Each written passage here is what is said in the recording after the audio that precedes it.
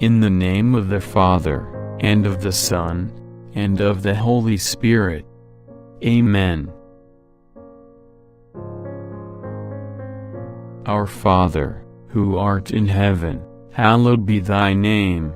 Thy kingdom come, thy will be done, on earth as it is in heaven. Give us this day our daily bread. And forgive us our debts, as we forgive our debtors.